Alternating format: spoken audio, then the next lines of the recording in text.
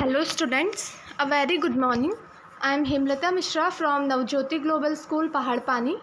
और आज जो हम चैप्टर पढ़ने जा रहे हैं वो है क्लास 8 की सिविक्स का चैप्टर नंबर 1 जो कि है द इंडियन कॉन्स्टिट्यूशन। ठीक है, कॉन्स्टिट्यूशन मतलब संविधान, जो हमारे देश का संविधान है। जब हमारा देश आज़ाद हुआ था उससे पहले ही ये बनना स्टार्ट हो गया था कॉन्स्टिट्यूशन की। लाइक हमारे जो कंट्री है उसमें कैसे लॉस रहेंगे, ठीक है, क्या क्या राइट्स हैं जो लोगों को दिए जाएंगे respective of their caste and religion. तो ये सारी चीज़ें जो हमारे कॉन्स्टिट्यूशन में लिखी गई हैं, ठीक है। तो यही सारी चीज़ें मतलब कैसे रूल्स रेगुलेशन हैं जो हम लोगों को फॉलो करने होंगे और क्या क्या राइट्स हैं जो हमें दिए जाएंगे। लाइक हम अपना, जैसे आपने पढ़ा है ना इससे पहले भी, कि हमें राइट है कि हम वोट कर सकते हैं और अपने अकॉर्डिंग अपना लीडर जो है चूज़ कर सकते हैं। हम मतलब अपने अकॉर्डिंग चाह सकते हैं कि हमारी जो कंट्री है उसमें कौन रूल करे या फिर जो हमारी कौन देश को चलाई। ठीक है, हम प्राइम मिनिस्टर या फिर अपने स्टेट में ही जब जो स्टेट के मिनिस्टर होते हैं सीएम या फिर लोकल मिनिस्टर जो होते हैं हम चूज़ करते हैं ना, हमें राइट होता है इन सबको चूज़ करने का। तो ये सारी चीज़ें जो है हमारे देश के संविधान के अंदर ही लिखी हैं। तो ये सारी चीज़ें पढ़ेंगे हम इस चैप्टर में। तो चलिए चैप्टर स्टार्ट करते हैं। यहाँ पे स्टार्टिंग में ना आपको एक ऐसी स्टोरी से समझाया है कि इंडियन कॉन्स्टिट्यूशन है क्या। ठीक है, तो देखिए इसमें एक आपको बताया है कि जैसे जो फुटबॉल का गेम होता है, ठीक है, वो गेम जिसके बारे में आपने मोस्टली सुना ही है या फिर आपने खेला भी होगा। तो देखिए इस गेम में क्या होता है ना कि मोस्टली जो प्लेयर्स होते हैं वो पैर से खेलते हैं। इस जो गेम है फुटबॉल, उसका रूल ये है कि जो प्लेयर्स हैं वो अपने पैर से ही बॉल को मार सकते हैं। ठीक है, पैर से ये गेम खेला जाता है। और फुटबॉल का रूल है कि अगर क्या जो बॉल है, ठीक है, वो प्लेयर के आर्म या हाथ में टच होती है एक्सेप्ट द गोलकीपर, क्योंकि गोलकीपर तो हाथ से ही गोल रोकता है। लेकिन जो प्लेयर्स हैं जो फुटबॉल जो खेल रहे हैं, जो गोल मार रहे हैं, उनका पैर के अलावा अगर हाथ से वो बॉल टच करते हैं, ठीक है, तो उसे हम क्या बोलते हैं, फाउल बोलते हैं। मतलब हाथ टच नहीं होनी चाहिए उनके बॉल में। ठीक है, तो अगर प्लेयर बॉल पकड़ के एक दूसरे को पास करने लग गया तो फिर ये फुटबॉल का गेम रह ही नहीं जाएगा। तो ऐसे ही और भी बहुत से गेम हैं, जैसे कि हॉकी हो गया, क्रिकेट हो गया। सबके क्या है, अपने रूल्स हैं जिसके अकॉर्डिंग वो खेले जाते हैं। हर गेम के अपने अपने रूल्स हैं ना, उसके अकॉर्डिंग वो गेम बनता है। अगर रूल का तुम रूल फॉलो नहीं करोगे तो फाउल होगा, फिर वो गेम रहेगा ही नहीं जो वो है। So each of these rules help define the game and help us to distinguish one game from other।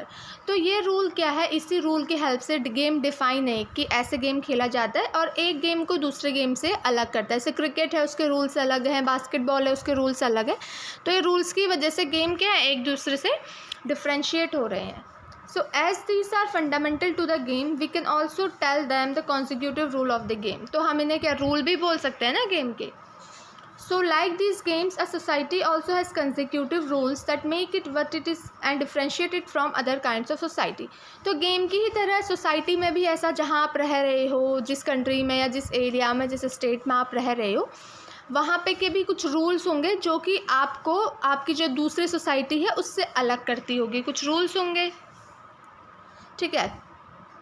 तो वैसे इसमें बताया गया कि रूल्स है, हर सोसाइटी के अपने अपने रूल्स हैं जो हमारी गवर्नमेंट ने बनाया है कि ऐसे रहना है। ठीक है, तो जो डेमोक्रेटिक कंट्री है हमारी, कोई किसी चीज़ का प्रेशर नहीं होता है किसी भी पर्टिकुलर इंसान पे, ठीक है, जब तक कि वो कुछ गलत ना करे।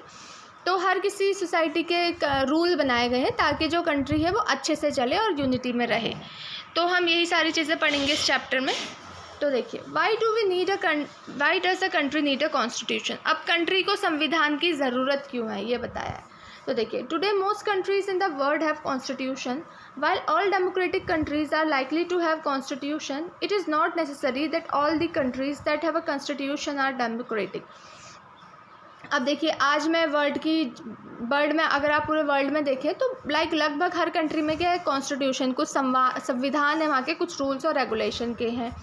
और ऐसा है कि इसमें ये बोला गया कि हर डेमोक्रेटिक कंट्री जो होगी, डेमोक्रेटिक कंट्री मतलब जहाँ पे हर सिटीज़न को अगर वो 18+ है तो उसे वोट देने का अधिकार है, भले वो किसी कास्ट का हो, किसी भी रिलीजन का हो, मेल हो फीमेल हो। अगर इंडिया का सिटीज़न है और 18+ है तो वो वोट दे सकता है। तो ये डेमोक्रेटिक कंट्री में आता है, ठीक है, जहाँ पे हर किसी को वोट देने का अधिकार है। तो देखिए मोस्टली कंट्रीज़ में आज क्या है, कॉन्स्टिट्यूशन, संविधान लिखे गए हैं।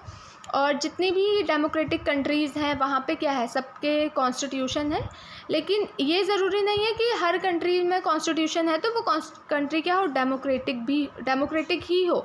और सारे पर्पस के लिए भी कॉन्स्टिट्यूशन लिखा है, एक डेमोक्रेटिक के लिए ही कॉन्स्टिट्यूशन नहीं लिखा है कि राइट टू वोट बस, और भी बहुत सारे रूल्स हैं कॉन्स्टिट्यूशन के, पर्पस हैं। देखिए यहाँ पे लिखा है the constitution serve several purposes, और भी बहुत सारे पर्पसेस हैं कॉन्स्टिट्यूशन के। First it lays out certain ideals that form the basis of the kind of country that we citizen aspire to live इन।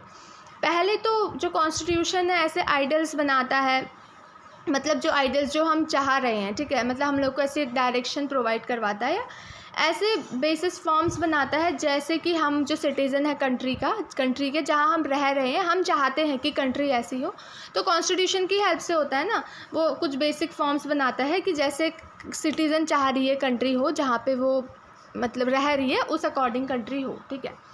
और put another way constitution tells what the fundamental nature of the society. पहला अगर हम इसको दूसरे तरीके में बोले तो कॉन्स्टिट्यूशन से हमें ये भी पता चलता है कि जो हमारी सोसाइटी है वहाँ का फंडामेंटल नेचर क्या है, ठीक है, कैसी जो है हमारी सोसाइटी है। So a country is usually made up of different communities of people who share certain beliefs but may not necessary agree on all issues. अब देखिए हमारी कंट्री में आपको पता है कि डाइवर्स है हमारी कंट्री, बहुत ज़्यादा अलग अलग तरीके के अलग रिलीजन के लोग यहाँ पे रह रहे हैं, तो उनके क्या होंगे, बिलीव्स भी अलग अलग होंगे ना, कोई किसी को मानता होगा, कोई किसी को मानता होगा, तो अलग अलग बिलीव्स हैं। तो ऐसा नहीं है कि कंट्री में क्या है सब लोग, कोई एक इशू आ रहा है तो सब लोग उससे एग्री करें, क्योंकि आपने देखा होगा कंट्री में अभी भी कोई प्रॉब्लम होती है तो एक ग्रुप उससे एग्री कर रहा होता है, एक ग्रुप जो होता है उससे डिसएग्री कर रहा होता है, तो ऐसा नहीं होता है। So a constitution helps serve as a set of rules and principles that all persons in a country agree upon as the basis of the way in which they want a country to be governed.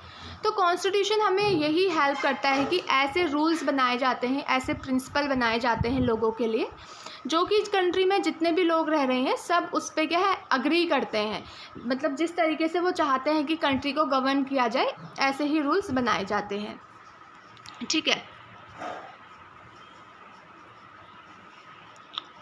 अब देखिए यहाँ पे नेपाल का, आपको नेपाल की story बताई गई है कि कैसे पहले नेपाल में मतलब पहले नेपाल में क्या था, राजा वाजा का राज चल रहा था, तो फिर लोगों ने क्या है इसके खिलाफ आवाज़ उठाई, उन्होंने बोला कि हमें डेमोक्रेसी चाहिए, हमें मोनार्की नहीं चाहिए, मतलब हमें ऐसा राज्य नहीं चाहिए, ऐसी कंट्री नहीं चाहिए जहाँ पे राजा का राज्य, क्योंकि राजा प्रेशर बहुत डालता था लोगों पर। तो वही आपको यहाँ पर स्टोरी बताई है कि let us try and understand what we mean by this through two contrasting situation in the recent history of Nepal, a country that borders India on the north। हमारा पड़ोसी देश है नेपाल, तो उसके बारे में हमें बताया है। Until quite recently Nepal was a monarchy, like कुछ टाइम पहले ही नेपाल में क्या था, कुछ टाइम पहले तक ही, लाइक आज से 20 साल पहले क्या है नेपाल में क्या था, अगर आपसे 20-30 साल पहले आज से आप लो तो वहाँ पे राजा वाजा का राज चलता था। So the previous constitution of Nepal, which had been adopted in 1990s, reflected the fact that final authority rested with the king। तो जो पहले नेपाल का कॉन्स्टिट्यूशन लिखा गया था 1990 में, जो उन्होंने कॉन्स्टिट्यूशन अपनाया था, उसमें ये लिखा था कि जो कंट्री का रूल रेगुलेशन, जो पावर रहेगी वो किसके पास रहेगी, किंग के पास रहेगी। वहाँ का राजा होगा, कोई गवर्नमेंट नहीं होगी वहाँ पे राजा होगा जो राज्य करेगा। अब राजा के राज्य के अंडर तो फिर राजा अपनी प्रजा पे प्रेशर भी डालता है, कोई टैक्स वैक्स, ये सारी चीज़ें आ जाती हैं। तो क्या हुआ, जो लोग थे नेपाल के, उन्होंने कुछ मूवमेंट, मतलब उन्होंने कुछ साल तक इसके खिलाफ आवाज़ उठाई कि नहीं, हमें राजा का राज नहीं चाहिए, हमें एक गवर्नमेंट चाहिए जहाँ पे कि हर कोई पर्सन इक्वल हो। तो वो चाहते थे कि हमारी कंट्री में डेमोक्रेसी आए, ठीक है, हर कोई पर्सन यहाँ पे इक्वल हो। तो 2006 में क्या हुआ, फाइनली जो पावर थी किंग की वो ख़त्म हो गई, और अब जो नेपाल है वहाँ पे फिर डेमोक्रेसी आ गई और कॉन्स्टिट्यूशन वहाँ पे बनने लगे। So the reason they do not want to continue with the previous constitution is because it does not reflect the ideal of the country that they want Nepal to be।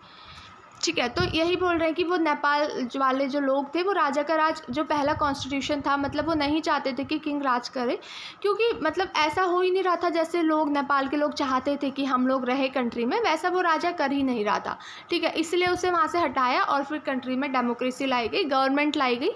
अब government तो जो है वो constitution में rules ही ऐसे हैं कि जो जनता के हित पे ही लिखे जाते हैं। तो जैसे कि अगर आपने फुटबॉल के गेम में पढ़ा था कि अगर हम क्या है रूल चेंज कर दे गेम का, तो क्या होगा, पूरा गेम ही चेंज हो जाएगा, ठीक है। So Nepal, by moving from a monarchy to a democratic government, needs to change all its consecutive rule in order to usher in a new society. तो जैसे अब नेपाल में क्या हुआ, उन्होंने किंग को हटाया, वहाँ डेमोक्रेटिक गवर्नमेंट में आई, तो अब नेपाल में चेंजेस लाने थे, कंसेक्यूटिव जो रूल्स लिखे गए थे उसमें चेंजेस लाने थे ताकि क्या हो, एक नई सोसाइटी बने, क्योंकि राजा के उसमें उन्हें नहीं अच्छा लग रहा था, वो नहीं, मतलब जैसा नेपाल वो चाहते थे वैसा उन्हें नहीं मिल रहा था।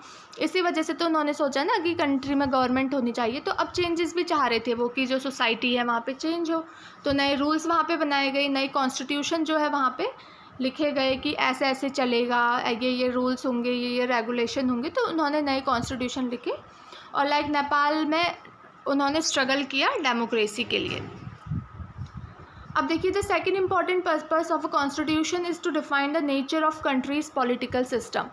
अब जो दूसरा पर्पस है हमारे कॉन्स्टिट्यूशन का वो ये भी है कि हमारा जो पॉलिटिकल सिस्टम है, जो लीडर्स यहाँ पे हमारे हैं, ठीक है, उनके बारे में भी जो है हमें डेमोक्रेटिक कंट्री से हमें, या फिर कॉन्स्टिट्यूशन जब लिखते हैं तो पॉलिटिकल सिस्टम के बारे में भी हमें बहुत पता चलता है। जैसे कि for example, Nepal earlier constitution stated that the country was to be ruled by the king and his council of minister. In countries that have adopted a democratic form of government or polity, the constitution plays a crucial role in laying out certain important guidelines that govern decision making with the society. अब देखिए, पहले क्या था, जब राजा का राज था तो ये था कि जो कंट्री है वो किंग रूल करेगा और उसके जो मिनिस्टर्स हैं, जो उसके खास लोग हैं, वो रूल करेंगे। लेकिन अब उस कंट्री में डेमोक्रेटिक फॉर्म आ गई है, तो वहाँ पे कुछ कॉन्स्टिट्यूशन, कुछ रूल्स, इंपॉर्टेंट गाइडलाइंस लेनी थी जो कि गवर्न करे कि सोसाइटी जो है ऐसे चलेगी, ऐसे यहाँ पे जो है डिसीजन लिया जाएगा। तो देखिए, in a democratic country we choose a leader so that they can exercise power responsibility on our behalf. अब हम डेमोक्रेटिक कंट्री है तो डेमोक्रेसी का सबसे मेन यही है कि यहाँ पे क्या हमें राइट टू वोट है और हम अपना क्या है लीडर अपने अकॉर्डिंग चूज़ कर सकते हैं, ठीक है। तो इसमें क्या है कि हम मतलब जो काम हम चाह रहे हैं कि हाँ हमारी सोसाइटी में, हमारी या कंट्री में हो, तो हम उसके अकॉर्डिंग लीडर चूज़ करेंगे कि हाँ ये लीडर जो है वो काम कर सकता है हमारे बिहाफ पे। लेकिन ऐसे भी पॉसिबिलिटी है कि हमारा जो लीडर है वो क्या मिसयूज़ कर दे अपनी पॉलिटिकल पावर का, या फिर अपनी अथॉरिटी जो पावर उसको मिली है उसको मिसयूज़ कर दे। तो इसीलिए जो हमारा कॉन्स्टिट्यूशन है, जो संविधान है, वो ऐसे सेफगार्ड्स प्रोवाइड करता है, हमें जो है प्रोटेक्टेड चीज़ें प्रोवाइड करता है, जिससे कि जो लीडर्स हैं ना वो अपने पावर का मिसयूज़ नहीं कर सके। ऐसे ही आपको एक स्टोरी यहाँ पे दी है कि अगर हमारी कंट्री में भी ऐसे सेफगार्ड नहीं प्रोवाइड किए गए होते तो जो पॉलिटिकल लीडर्स हैं वो कैसे मिसयूज़ करते अपने पावर का। एक क्लास की स्टोरी की हेल्प से आपको दिया है। जैसे कि यहाँ पे दिया है, सुरेश है, ये क्या है, क्लास का मॉनिटर है, ठीक है, ये क्लास का मॉनिटर है। तो ये बच्चों को क्या है बहुत बुली करता है, बहुत परेशान करता है, और इसके क्लासमेट्स मतलब इसको अच्छा भी नहीं मानते।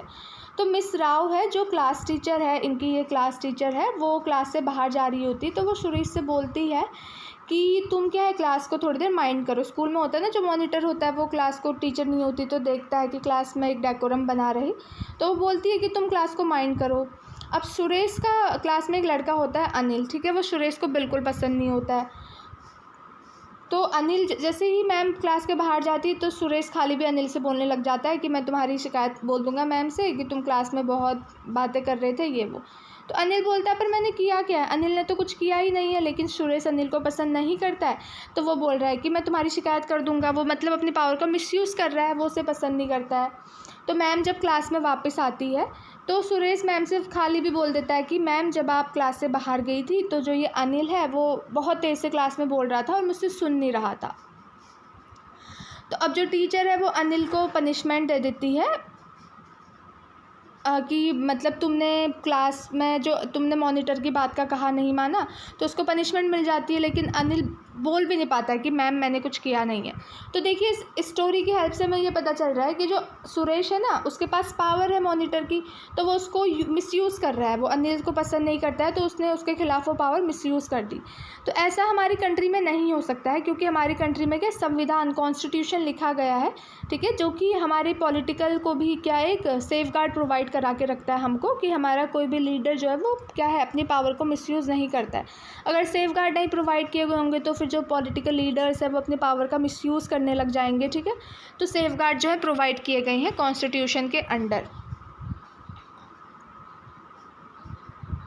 तो यही आपको बताया है कि जैसे आप और इस मतलब आगे और इस चैप्टर में पढ़ोगे कॉन्स्टिट्यूशन के बारे में कि मतलब जो बहुत सारे जो कॉन्स्टिट्यूशन है इसे सेक्शन ऑफ फंडामेंटल राइट भी बोलते हैं। फंडामेंटल राइट मतलब जो हम सिटीज़न के पास राइट है जिस चीज़ का।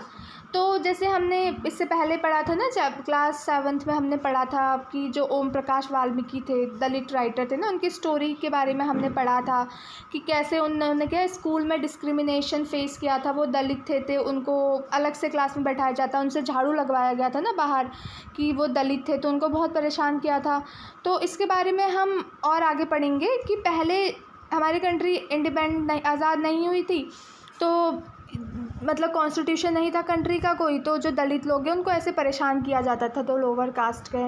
तो अब कॉन्स्टिट्यूशन आ गया है, तो कॉन्स्टिट्यूशन से ये बेनिफिट है कि सारे कंट्री में जितने भी लोग हैं, फिर चाहे उनकी कोई भी कास्ट हो या कुछ भी हो, सारे कंट्रीज़ में जो लोग हैं वो इक्वल है। कोई भी उनको ऐसे अब काम नहीं करा सकता है कि तुम लोअर कास्ट के हो तो तुम यहाँ पे जा नहीं सकते हो, ये छू नहीं सकते हो। अब ऐसा नहीं है, ठीक है। तो हर किसी को राइट है, हर किसी का राइट, इक्वालिटी राइट है, मतलब एक राइट टू इक्वालिटी भी हमारे एक फंडामेंटल राइट है जो हमारे कॉन्स्टिट्यूशन में लिखा गया है, ठीक है। तो पहले ऐसा होता था, अब नहीं ऐसा होता कि तुम लोअर कास्ट के हो तो तुम ये काम करोगे, या उन्हें फिर लोग बुली कर रहे हैं, उन्हें परेशान कर रहे हैं, ठीक है। अब देखिए जो दूसरा इंपॉर्टेंट फंक्शन है पहले इंपॉर्टेंट फंक्शन तो ये है कि राइट टू इक्वालिटी, हर किसी को राइट मिल रहा है इक्वालिटी का। दूसरा इंपॉर्टेंट फंक्शन ये है हमारी कॉन्स्टिट्यूशन का कि that a constitution plays in a democracy is to ensure that the dominant group does not use its power against other the less powerful people or group। तो जो dominant लोग हैं, like जिनके पास ज़्यादा पावर है, वो अपनी पावर का मिसयूज़ ना करे, जिन लोगों के पास कम पावर है उन पे, ठीक है, अपनी पावर का मिसयूज़ ना करे। तो जैसे देखिए यहाँ पे आपको एक स्टोरी के थ्रू बताया गया है कि यहाँ पे मेजॉरिटी क्या है। मेजॉरिटी मतलब जो नंबर्स में ज़्यादा है। एक क्लास है, वहाँ पे लड़कों की मेजॉरिटी ज़्यादा है, लड़कियाँ वहाँ पे थोड़ी कम है। तो लड़के अब उनके गेम का पीरियड है, ठीक है, तो लड़के बोल रहे हैं कि हम क्रिकेट खेलेंगे, लेकिन लड़कियां क्या है, लड़कियां बोल रही हैं कि हम क्या खेलेंगे, बास्केटबॉल खेलेंगे। तो फिर अब टीचर ने बोला कि चलो ठीक है, हाथ खड़ा करो, जिनकी मेजॉरिटी ज़्यादा होगी जिस गेम के लिए, वो गेम खेला जाएगा। अब लड़के क्लास में ज़्यादा हैं तो वो क्रिकेट खेलना चाह रहे हैं, तो क्या हुए, क्रिकेट जो है वो खेलेंगे। अब क्योंकि मेजॉरिटी ऑफ बॉयज़ ही ज़्यादा है ना क्लास में, तो ज़्यादा हाथ क्रिकेट के लिए खड़े होंगे, तो फिर क्या है, क्रिकेट खेला गया, बास्केटबॉल नहीं खेला गया। अब ऐसी सिचुएशन, अब यहाँ पे ये लड़की बोल भी रही है कि हमें वो ही करना पड़ता है जो लड़के चाहते हैं इस क्लास में, क्योंकि लड़के हमारी क्लास में मेजॉरिटी में हैं, ठीक है। तो अब क्या बोलते हैं, यही चीज़ हमें बताई गई है कि हमारे कॉन्स्टिट्यूशन में ये चीज़ नहीं होती है कि अगर जो लोग मेजॉरिटी में हैं वो लोग जो नीचे लोग, मतलब जो माइनॉरिटी में लोग हैं या फिर जहाँ पे कम लोग हैं, उनको दबा नहीं सकते या फिर उनका पावर, मतलब अपनी पावर का इस्तेमाल उनके ऊपर नहीं कर सकते हैं। जैसा ये एग्जांपल दिया है हमारे कॉन्स्टिट्यूशन में, ऐसा बोला गया कि ऐसा नहीं हो सकता है कि जो मेजॉरिटी में लोग हैं या जो ज़्यादा लोग हैं, ठीक है, उनके अकॉर्डिंग ही काम चलेगा, और जो माइनॉरिटी में है उनको नहीं देखा जाएगा। ऐसा नहीं है, सबको इक्वली रखा जाएगा। तो लेकिन ऐसी अनहेल्दी सिचुएशन हमारी डेमोक्रेटिक सोसाइटी में भी हो जाती है कभी कभी, जब क्या है, मेजॉरिटी के लोग जो हैं वो अपना डिसीज़न हमेशा क्या है, माइनॉरिटी के लोगों पे थोपते रहते हैं। लाइक उन्होंने जो मेजॉरिटी के लोग हैं उन्होंने अपने बिहाफ पे डिसीज़न ले लिया, जो उनको अच्छा लगा, जो उनके इंटरेस्ट में उनके लिए फ़ायदेमंद हो रहा है, वो उन्होंने डिसीज़न ले लिया। लेकिन माइनॉरिटी के लोग हैं वहाँ पे जो मतलब कम नंबर में हैं, वो चाह रहे हैं कि उनके अकॉर्डिंग भी कुछ हो, लेकिन वो माइनॉरिटी में है, तो वैसा हो नहीं पा रहा है। मेजॉरिटी में जो लोग थे उनके अकॉर्डिंग काम हो गया। तो जैसे कि अब स्टोरी में हमें ये बताया गया है कि every society is prone to this tyranny of the majority. The Constitution usually contains rules that ensure that minority are not excluded from anything that is routinely available to majority। तो इसमें यही बताया गया है कि जो माइनॉरिटी के लोग हैं, जहाँ पे नंबर कम है लोगों का, उनको पावर से या उनको चीज़ों से एक्सक्लूड नहीं किया जाता है, उन्हें भी चीज़ें जो है प्रोवाइड की जाती है। जो भी मेजॉरिटी के लोगों को मिलेंगी वो उनको भी मिलेगी। और अगला एक रीज़न है कि हमारे पास कॉन्स्टिट्यूशन ये क्यों होना चाहिए, कि यही है कि जो डोमिनेशन हम उससे बचा सके, जो मेजॉरिटी ऑफ अ माइनॉरिटी की, मेजॉरिटी में अगर कुछ लोग चाह रहे हैं तो वही चीज़ हो जाए, फिर माइनॉरिटी वाले जो चाह रहे हैं उनको वो मिले ही ना, तो इस चीज़ से बचाने के लिए, ठीक है। अब देखिए पहला तो हमने पढ़ा कि इक्वल सारे कॉन्स्टिट्यूशन इसलिए ज़रूरी है ताकि सब लोग इक्वल हो, कोई भी कास्ट हो कुछ भी हो। और दूसरा ये है कि मेजॉरिटी माइनॉरिटी में कोई डिफरेंस ना हो, ऐसा ना हो कि जो लोग अगर कहीं पे ज़्यादा लोग हैं और वो कुछ काम चाह रहे हैं तो वो काम हो जाए और मेजॉरिटी को माइनॉरिटी जो लोग कम हैं और जो लोग कम नंबर पे उनको देखा ना जाए, ये चीज़ नहीं हो सकती है। ठीक है, कॉन्स्टिट्यूशन में ये भी है। और तीसरी चीज़ ये है कॉन्स्टिट्यूशन में कि हम खुद को ही खुद से बचा सकें, क्योंकि कई बार हम ऐसे डिसीज़न ले लेते हैं कि जो हमें उस टाइम पे समझ नहीं आता, हम ले लेते हैं डिसीज़न कि जो हमारे लिए अच्छे नहीं होते। तो कॉन्स्टिट्यूशन में हमें ऐसे काम करने से भी रोका जाता है कि जो हमें ही हमसे जो है बचा सके। अब ये थोड़ा आपको स्ट्रॉन्ग लगेगा, मतलब थोड़ा आपको स्ट्रेंज लगेगा कि ये क्या बोल रहे हैं, लेकिन कॉन्स्टिट्यूशन क्या हमें ही हमें खुद से बचाता है।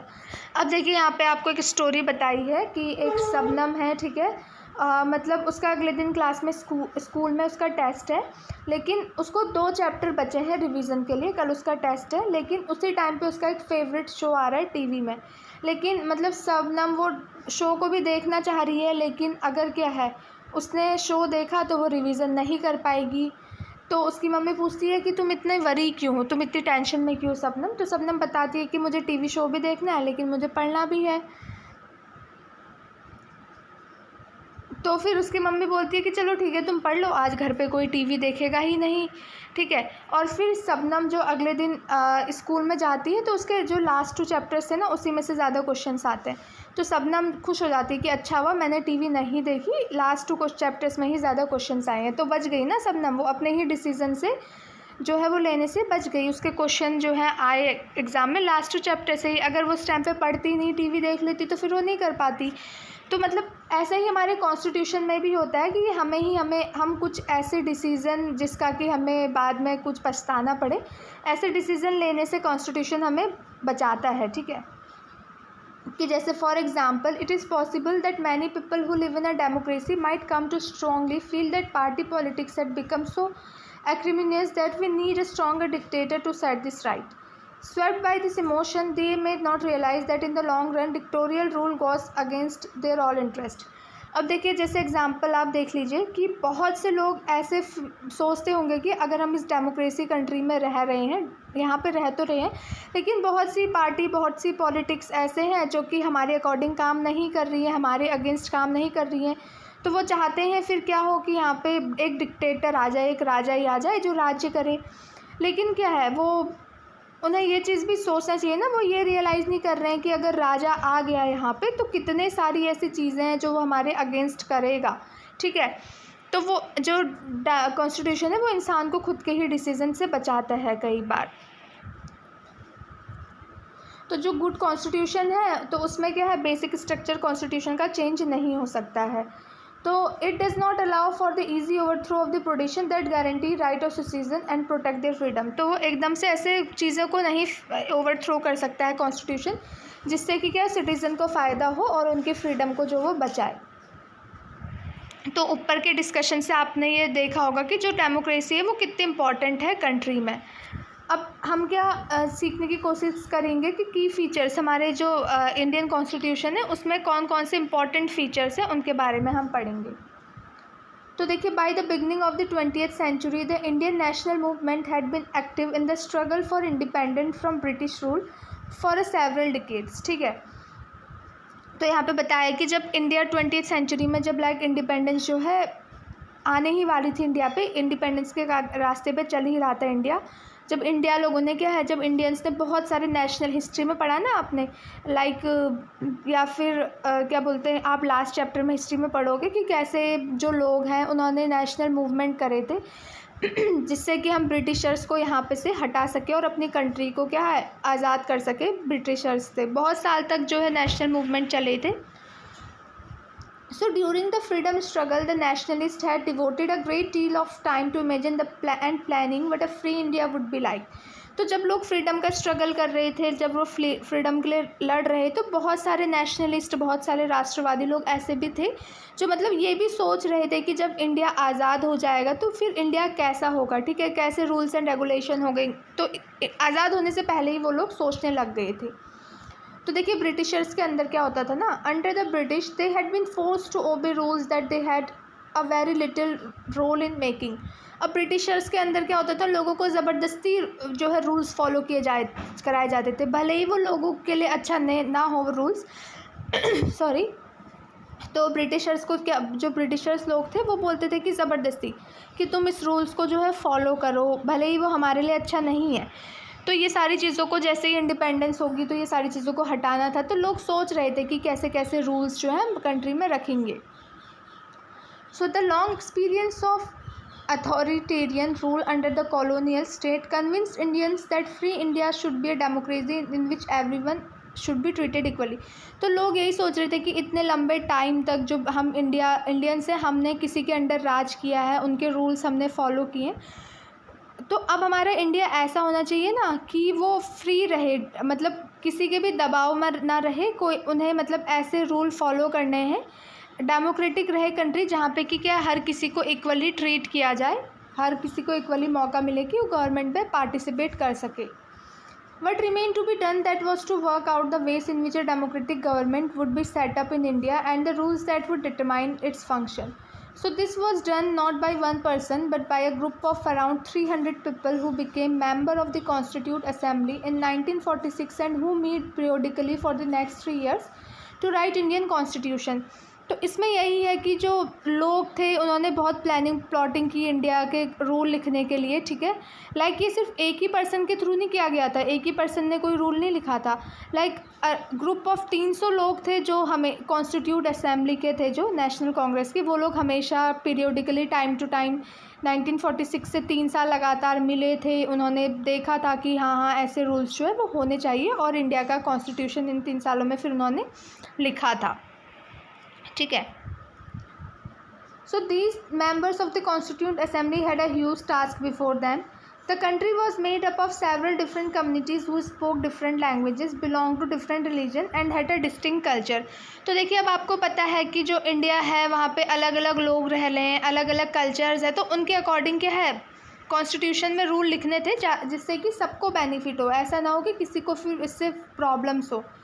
लेकिन उस टाइम पे क्या है थोड़ी दिक्कत भी चल रही थी, इंडिया प्रॉब्लम में भी, जैसे इंडिपेंडेंस हुआ था इंडिया में प्रॉब्लम हो गई थी पार्टीशन की, कि इंडिया और पाकिस्तान का इंडिपेंडेंस होते ही हो गया था ना, बंटवारा हो गया था, और कुछ प्रिंसली स्टेट्स अभी भी थे जो मतलब चाह रहे थे कि हमारा अलग से कंट्री हो, वो नहीं रूल्स को फॉलो कर रहे थे। तो बहुत सारी प्रॉब्लम उस टाइम पे इंडिया ने मतलब जो फेस की थी इंडिपेंडेंस के बाद। लाइक सोशल और इकोनॉमिक कंडीशन भी उन्होंने प्रॉब्लम फेस की थी कि लोगों को सोशली मतलब कि हर कास्ट रिलीजन सबको एक करके रखना है, और गरीबी भी बहुत आ रही थी, तो लाइक प्रॉब्लम जो है बहुत फेस की थी। तो इन्हीं सारी चीज़ों को माइंड में रखते हुए जो हमारी कॉन्स्टिट्यूशन असेंबली है उन्होंने क्या है एक ड्राफ्ट बनाया था कॉन्स्टिट्यूशन का, एक पूरी बुक बनाई थी कॉन्स्टिट्यूशन की, ऐसी ऐसी चीज़ होनी चाहिए। मतलब हर किसी को उन्होंने माइंड में रखा था कि किसी भी कास्ट का हो उसको जॉब मतलब अपॉर्चुनिटी मिलेगी जॉब करने की भी, या कुछ गवर्नमेंट पे पार्टिसिपेट करने की, मतलब हर किसी को माइंड में रख के जो है कॉन्स्टिट्यूशन बनाया था। So the rose to the occasion and gave this country a visionary document that reflects a respect for maintaining diversity while preserving national unity। तो देखिए कॉन्स्टिट्यूशन इतने अच्छे से लिखा गया है कि एक रिस्पेक्ट भी है उसके, कि डाइवर्सिटी को मेंटेन करते हुए, मतलब इतने अलग अलग तरीके के लोग देश में रह रहे हैं, सबको मेंटेन करते हुए लिखा गया है, जिससे कि क्या है देश में डाइवर्सिटी भी बने रहे, ठीक है, हर कोई अपना कल्चर फॉलो भी करे और देश में यूनिटी भी हो, एकता भी रहे। तो जो फाइनल डॉक्यूमेंट था उसमें ये भी लिखा था कि जो देश है उसको गरीबी से कैसे हटाना है, ठीक है, और हमें चेंजेस भी करने हैं देश में, सोशल इकोनॉमिकल सारे चेंजेस करने हैं, ठीक है। तो यहाँ पे यही चीज़ आपको बताई गई है कि की फीचर्स जो इंडियन कॉन्स्टिट्यूशन के क्या क्या कॉन्स्टिट्यूशन में लिखा गया था जिससे कि सबको फ़ायदा हो, ये आपको बताया गया। तो सबसे इम्पॉर्टेंट फीचर है इसमें क्या है फेडरलिज्म में, ठीक है। फेडरलिज्म में मतलब ये है कि this refers to the existence of more than one level of government in the country, मतलब एक से ज़्यादा लेवल ऑफ गवर्नमेंट रहेंगे कंट्री में। जैसे हमारी कंट्री में थ्री लेवल ऑफ गवर्नमेंट है, सबसे पहले सेंट्रल गवर्नमेंट आती है, फिर दूसरे में स्टेट गवर्नमेंट आती है, तीसरे में लोकल गवर्नमेंट आती है, ठीक है। अब सेंट्रल गवर्नमेंट पे क्या होता है, जो हमारे देश के प्राइम मिनिस्टर हैं, ठीक है, वो चूज़ होते हैं, ठीक है, और इसके अकॉर्डिंग। और स्टेट गवर्नमेंट में आपके पर्टिकुलर स्टेट में जो सीएम है वो चूज़ होगा। फिर ये लोकल में पंचायत आ जाती है ना।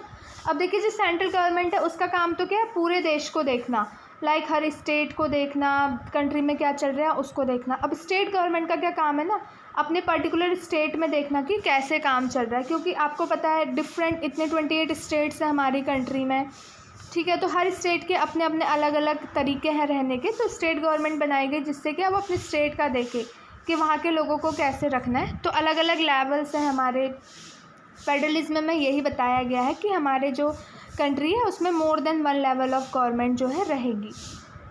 तो यही बताया गया कि इंडिया में स्टेट और सेंट्रल लेवल में गवर्नमेंट होती है, और जो पंचायती मतलब ये थर्ड लेवल ऑफ गवर्नमेंट होती है, जिसके बारे में आपने क्लास 7th में पढ़ा होगा।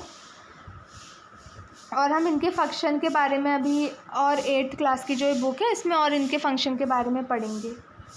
So the vast number of communities in India meant that a system of government needed to be devised that did not involve only person sitting in the capital city of the New Delhi and making decision for everyone। तो अब देखिए country, India country इतनी vast है, ठीक है। तो अब ऐसा तो है नहीं कि मोस्ट एक ही गवर्नमेंट है और जो वो दिल्ली में हो, और दिल्ली में एक गवर्नमेंट है और वो वहाँ से देख रहा है कि हर स्टेट में क्या क्या चल रहा है। ये इससे स्टेट के लोगों को भी प्रॉब्लम होगी, और जो वो गवर्नमेंट वहाँ पे बैठ के काम कर रहा है उसके लिए भी प्रॉब्लम होगी। इतने सारे स्टेट्स को देखने के लिए वो हर किसी के लिए डिसीज़न नहीं ले पाएगा ना, इसीलिए स्टेट गवर्नमेंट बनाई गई कि जो मेन ऊपर गवर्नमेंट है दिल्ली गवर्नमेंट वो तो रहे सेंट्रल गवर्नमेंट, और बकाया स्टेट गवर्नमेंट जो है वो अपने स्टेट का देखें कि क्या क्या स्टेट्स में चल रहा है। तो इसीलिए जो है गवर्नमेंट को डिफरेंट लेवल्स में बांटा गया है ताकि पर्टिकुलर एरिया का जो डिसीज़न है वो ले सके। अब स्टेट गवर्नमेंट है वो अपने जो एरिया है ना, जो स्टेट है वहाँ का डिसीज़न खुद लेती है। तो मतलब हर स्टेट के पास ये पावर है कि वो जो वहाँ इशू चल रहा है उस पर डिसीज़न ले सके। मतलब मान लीजिए एक स्टेट गवर्नमेंट है, जिस स्टेट में रह रही हो वहाँ की गवर्नमेंट है, तो आपके स्टेट में जो इशू चल रहा है ना वो वहाँ वो डिसीज़न ले सकती है। उसको सेंट्रल गवर्नमेंट से जो ऊपर है उससे पूछने की ज़रूरत नहीं है, वो अपने अकॉर्डिंग उस वहाँ पे अपने स्टेट के लिए डिसीज़न ले सकती है, ठीक है। The constitution contain list the details the issue that each tyre of the government can make law on. मतलब हर टायर जो है वो लॉ बना सकता है। स्टेट है तो वो अपने स्टेट के लिए बना सकता है, और लोकल गवर्नमेंट है तो वहाँ के लोग क्या चाह रहे हैं उसके अकॉर्डिंग लॉ बना सकता है। In addition, the Constitution also specifies where each tier of the government can get the money from the work it does। तो कॉन्स्टिट्यूशन हमें ये भी बताता है कि हर टायर ऑफ गवर्नमेंट को पैसा कहाँ से मिलेगा, हर लेवल ऑफ गवर्नमेंट, ताकि वो अपना काम कर सके। तो जो ये फेडरलिज्म है इसके अकॉर्डिंग ये है कि the states are not merely agent of the federal government. जो स्टेट गवर्नमेंट है वो कोई सेंट्रल गवर्नमेंट का एजेंट नहीं है, ठीक है। उसके अंडर या उसके दबके वो काम नहीं करेगा। उसके पास अपनी पावर है कि वो कॉन्स्टिट्यूशन में वो जैसे चाहे अपने स्टेट को वो डेवलप कर सकता है, वो पॉलिसीज़ बना सकता है। तो जो तीनों लेवल ऑफ गवर्नमेंट है ना उसके पास अपनी अलग अलग पावर्स हैं। ऐसा नहीं है कि सेंट्रल गवर्नमेंट है उसमें पीएम है तो पीएम के अंडर फिर ये स्टेट गवर्नमेंट या फिर लोकल गवर्नमेंट काम कर रही है, ऐसा नहीं है। हर किसी को अपना अपना रोल जो है दिया गया है। स्टेट गवर्नमेंट को अलग दिया है, सेंट्रल को अलग दिया है, तो वो अपना लॉ अपने अकॉर्डिंग रोल कर सकते हैं और अपना लॉ बना सकते हैं, ठीक है। पहला तो फेडरलिज्म हो गया कि मोर than one form of government हो सकती है। दूसरा हो सकता है हो गया ये हम की फीचर देख रहे हैं हमारे कॉन्स्टिट्यूशन के। दूसरा हो गया पार्लियामेंट्री फॉर्म ऑफ गवर्नमेंट। इसमें क्या है ना, the different types of government that you just read about consist of representative who are elected by people. तो ये डिफरेंट टायर्स ऑफ गवर्नमेंट है, ठीक है। ये हमारे अकॉर्डिंग जो यहाँ पे जो लोग बनते हैं ना, हम ही लोग उनको इलेक्ट करते हैं कि कौन हमारे स्टेट में का सीएम बनेगा, ठीक है, ये या कौन हमारे डिस्ट्रिक्ट का जो डीएम बनेगा। ये सारी चीज़ें मतलब डीएम तो जो भी है वो पेपर से बनते हैं, लेकिन जो हम सीएम चूज़ करते हैं अपने स्टेट का, ठीक है, वो क्या है तो लोग ही डिसाइड करते हैं ना। तो आपने 7th क्लास में स्टार्टिंग में पढ़ा था, कांटा की स्टोरी पढ़ी थी ना कि जो जब वोटिंग चल रही है इलेक्शन के दौरान तो वो लाइन पे खड़ी है। तो यही है कि तो कॉन्स्टिट्यूशन है इंडिया का वो हर किसी को राइट टू वोट देता है, यूनिवर्सल एडल्ट फ्रेंचाइज है, जिसमें क्या है कि हर किसी को वोट देने का अधिकार है, भले ही उसका कास्ट कुछ भी हो, उसकी एज 18+ है, और अगर वो सिटीज़न है इंडिया का तो वो दे सकता है। यही चीज़ इसमें आपको इस पैरा में आपको यही चीज़ बताया है कि आपने स्टोरी पढ़ी कांटा की कि वो डोमेस्टिक काम करती थी, वो किसी के घर पे काम करती थी, लोअर कास्ट से बिलोंग करती थी, लेकिन उसको राइट था वोट देने का कि वो जाके वोट दे सकती है। वो उसको एक राइट था कि वो जिस लीडर को वो चाह रही है चुनना वो उसको वोट दे सकती है। तो यही है इसमें पार्लियामेंट्री में कि हर किसी पर्सन को राइट देने का है, वोट देने का राइट है। अब देखिए सेपरेशन ऑफ पावर में बताया है, according to the constitution there are 3 organs. अब हमने पढ़ा है 3 ऑर्गन्स है गवर्नमेंट के, लाइक स्टेट गवर्नमेंट है, सेंट्रल गवर्नमेंट है, लोकल गवर्नमेंट है। So these are legislature, the executive and judiciary. ये क्या है, लेजिस्लेचर, एग्जीक्यूटिव और जुडिशरी है। तो लेजिस्लेचर वो होता है ना जो हमारे, जिसको हमने इलेक्ट किया है, अवर इलेक्टेड रिप्रेजेंटेटिव होते हैं, ठीक है। और एग्जीक्यूटिव होता है, वो होता है जो स्मॉल ग्रुप ऑफ पीपल होता है, जो क्या करता है, मतलब लॉज को इम्प्लीमेंट करता है। जो एग्जीक्यूटिव होगा वो लॉ को इम्प्लीमेंट करेगा कि हाँ ये लॉ होना चाहिए, ठीक है, ये लॉ जो है हमारी गवर्नमेंट में चलना चाहिए। एग्जीक्यूटिव ये करेगा। फिर क्या बोलते हैं, जुडिशरी में वो होता है ना जज, जो है हमारे डिसीज़न लेते हैं, ठीक है। ये सारी चीज़ें हैं। जुडिशरी के बारे में आप अभी 3rd चैप्टर में इस बुक में और पढ़ोगे। तो in order to prevent the misuse of power by any one branch of the government, the constitution says that each of this organ should exercise different power. अब देखिए हर किसी के पास अलग अलग पावर है। मैंने ऊपर बताया ना सेपरेशन ऑफ पावर में यही है कि सेंट्रल गवर्नमेंट के पास अपनी पावर है, स्टेट के पास अपनी है, लोकल के पास अपनी है। मतलब ताकि ये है कि कोई एक ही, ये पावर इसलिए डिवाइड की गई है कि कोई एक लेवल ऑफ गवर्नमेंट अपनी पावर का मिसयूज़ ना करे, ये अपनी पावर का मिसयूज़ करके फिर स्टेट और जुडिशरी को दबा रहा है। ऐसा नहीं होता है, क्योंकि हर किसी के पास अपनी क्या है, अलग अलग पावर है, ताकि पावर का मिसयूज़ ना हो, ठीक है, और बैलेंस बने रहे पावर में। अब देखिए फंडामेंटल राइट, फंडामेंटल के राइट के बारे में हम पढ़ेंगे। देखिए यहाँ पे ना हमारी जो कंट्री है उसमें फंडामेंटल राइट है, 6 फंडामेंटल टोटल राइट यहाँ पे बताए गए हैं। सबसे पहला है राइट टू इक्वालिटी। इसका मतलब है कि हर कोई पर्सन क्या है, लॉ के आगे इक्वल है। इसका मतलब ये है कि all the person shall be equally protected by, हर किसी को, जो कंट्री का लॉ है ना वो हर किसी को क्या है, इक्वली प्रोटेक्ट करेगा। ऐसा नहीं है कि इसके पास ज़्यादा पैसा है तो इसको ज़्यादा प्रोटेक्शन दी जाएगी या फिर इसको लॉ का ज़्यादा बेनिफिट होगा। हर कोई पर्सन को क्या है, लॉ का क्या है, हमारा इक्वल बेनिफिट मिलेगा। उसका फिर उसका एज क्या है, उसकी कास्ट क्या है, ठीक है, इसके इर्रिस्पेक्टिव, ठीक है। जैसे कि आप, हर कोई लॉ के आगे इक्वल है। जैसे कि अगर लॉ इसको इक्वली मिल रहा है ना कि हाँ ये लॉ है, ये कानून है, तो ये हर किसी के साथ ये होना चाहिए। तो अगर कोई एक पर्सन गलत काम करता है कुछ, तो भले ही वो पर्सन बड़ा क्यों नहीं, कितना ही बड़ा क्यों नहीं हो, अगर उस हमारे जो लॉ है इंडिया का, उस लॉ में जो उसकी सज़ा है ना वो उसको मिलेगी। और छोटा पर्सन कुछ गलत काम कर रहा है या जिसके जो लो कास्ट का है, अगर वो कुछ गलत काम करता है तो उसको भी सेम सज़ा मिलेगी। तो मतलब दोनों क्या लॉ के आगे इक्वल है, तो इसको भी वही सज़ा मिल रही है वो काम करने की जो कि इसको मिल रही है, तो दोनों को सेम मिल रही है। तो हर कोई पर्सन क्या है, लॉ के आगे इक्वल है। मतलब अगर लॉ सबको बराबर मिल रहा है, सबको बराबर प्रोटेक्शन दी जा रही है, तो अगर वो कुछ गलत कर रहे हैं तो सज़ा फिर बराबर ही है। पहला फंडामेंटल राइट ये है। दूसरा है राइट टू फ्रीडम।